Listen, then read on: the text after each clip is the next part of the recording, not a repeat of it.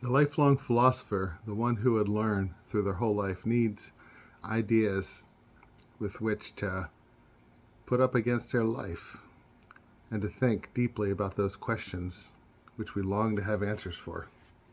Here's a poem from, I think, 1964, Wendell Berry, The Porch Over the River. In the dusk of the river, the wind gone, the trees grow still, the beautiful poise of lightness, the heavy world pushing toward it.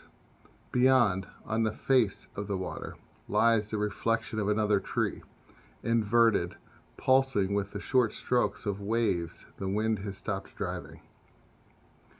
In a time when men no longer can imagine the lives of their sons, this is still the world of my time, the grind of engines, making the country like an audible map, the high dark marked by the light of men, lights stranger than stars. The phoebes cross and recross the openings, alert for what may still be earned from the light. The whippoorwills begin, and the frogs, and the dark falls again as it must. The look of the world withdraws into vain memory. The mirrored tree, darkening, stirs with the water's inward life. What has made it so? A quietness in it? No question can be asked in.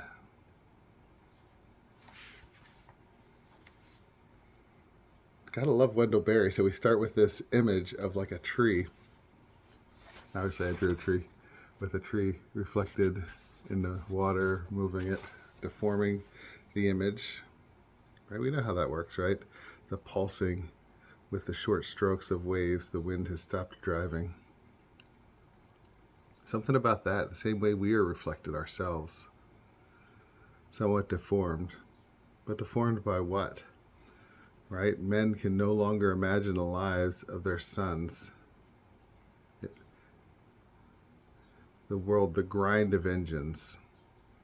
How horrible work has become, right? Think 1964, work had already become onerous to the American.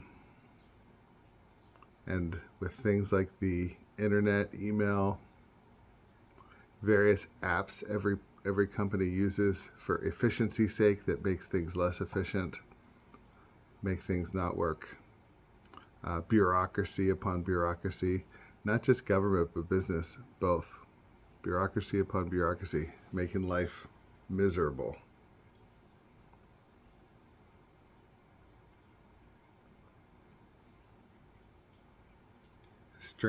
Light stranger than stars.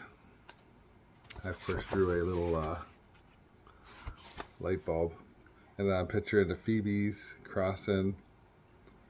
What may still be earned from the light, whippoorwills begin, frogs. But memory. So what is a memory?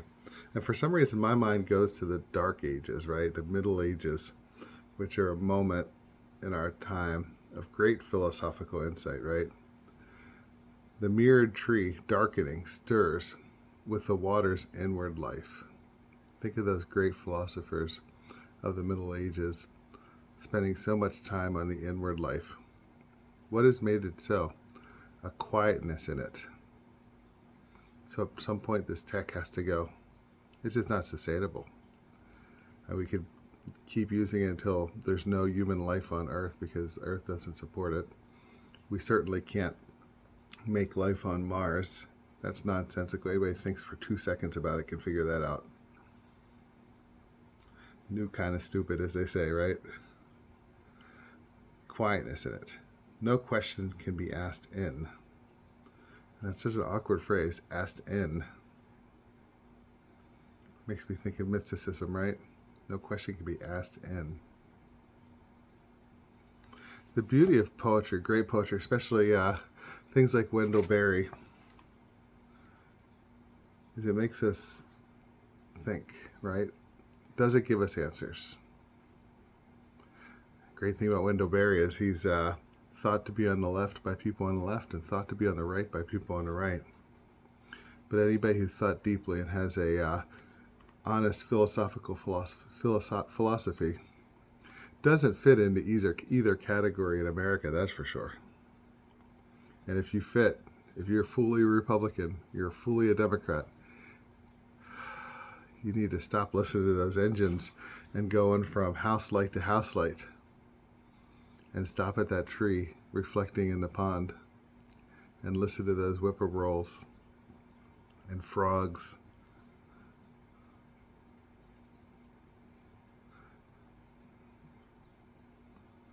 Leave the audible map that we've made and just be, because you will find